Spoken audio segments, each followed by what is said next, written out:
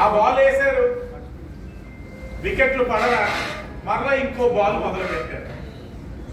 కుల రాజకీయాలు. ఆ ప్రాంతం ఒక సామాజిక వర్గం వారి చేతుల్లో ఉంది, వారే అందరూ ఉన్నారు. ఇంక ఎన్నాళ్ళు కులాల మధ్య చిచ్చు పెట్టి మీరు బతుకుతారు?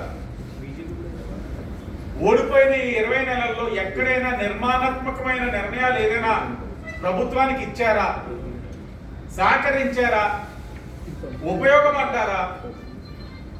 బిల్లుకి రిజల్యూషన్ మధ్య కూడా వ్యత్యాసం తెలియని వాళ్ళు వైసీపీ వాళ్ళు ఉండడం అన్నది సిగ్గుచేటు.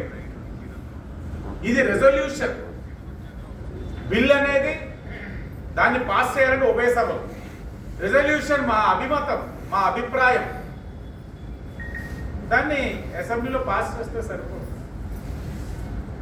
ఇన్ని జరుగుతా ఉన్నా అంటే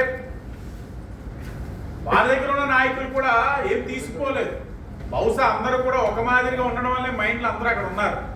ఎన్నికల ముందు కూడా చూసాం, కాకినాడ రాజమండ్రి ట్విన్ సిటీస్ చేస్తానని చెప్పి ఒక ప్రబుద్ధుడు వచ్చి మాట్లాడారు. తెగ నవ్వారు.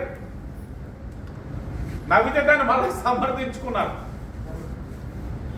ఎన్ని కిలోమీటర్ల దూరం ఉంది ఏంటి ఇవేమి ఆలోచించకుండా ఎంతసేపు డైవర్ట్ చేసామో ఒక అంశాన్ని, ప్రజలు ఇంకో అంశం మీద చర్చించుకున్నారు.